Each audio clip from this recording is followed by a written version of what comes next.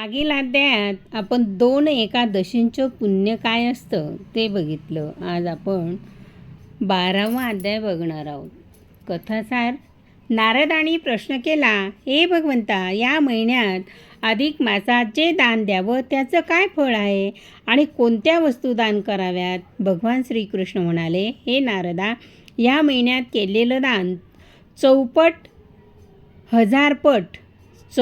हजारपट, लाखपट होऊन परत मिळतं. कारण हा महिना माझा आहे. या महिन्यात मी स्वतः भिकारी होऊन दान मागायला येतो. दानाचे प्रकार आणि फळ.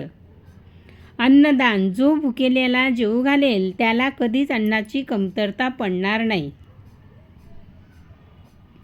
अन्नदान. वस्त्रदान. हुगड्या नागड्या व्यक्तीला कपडे दिले तर वैकुंठात दिव्य वस्त्र मिळतात. दीपदान. मंदिरात तुळशीपुढे दिवा लावला तर 21 पिढ्यांचा अंधार दूर होतो, ज्ञानाचा प्रकाश मिळतो. जलदान. तहानलेल्याला पाणी, झाडांना पाणी दिलं तर सर्व तीर्थांचं पुण्य मिळतं. माऊली, तू तर रोज झाडांना पाणी देतेस की नाही? गोदान. भूदान. विद्यादान. ही सर्व महादाने आहेत. या महिन्यात 1 तुळशीपत्र दान केलं तरी सोन्याच्या तोलाचे पुण्य मिळतं. रोज 1 तुळशीपत्र. त्रिगुणं त्रिगुणाकार त्रिनेत्रंच त्रियायुधं त्रिजन्मं पापं संवारकं एक तुळशीदल कृष्णार्पणम. दृढधवा राजाची कथा. ही दृढधवा राजा खूप कंजूस होता. कधी दान करत नव्हता. धन साठवून ठेवायचा. मेल्यावर त्याला पिशाच्य योनी मिळाली.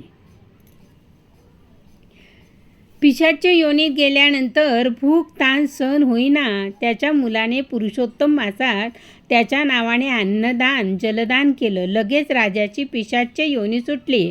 तो विमानात बसून वैकुंठाला गेला. भगवंताचे वचन, या महिन्यात ज्याच्याकडे जे असेल ते दान करावं. गरीबाला, भिकाऱ्याला, मुक्या प्राण्यांना, सर्वांना द्या. दान देताना भाव महत्त्वाचा.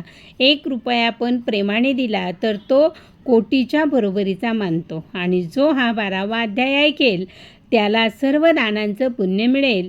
दान न करता माऊली तुला एक करायचं. जे आहे ते दान कर. मुठभर तांदूळ जरी दिलेत आणि 1 भाकरी जरी दान केली तरी भरपूर. जुनी साडी, जे जमेल ते पण दान द्यावं. संस्कार वर्गाची मुलं, त्यांना विद्यादान करतेस, हे सर्वात श्रेष्ठ दान. सरस्वती तुझ्यावर खुश आहे. झाडांना पाणी,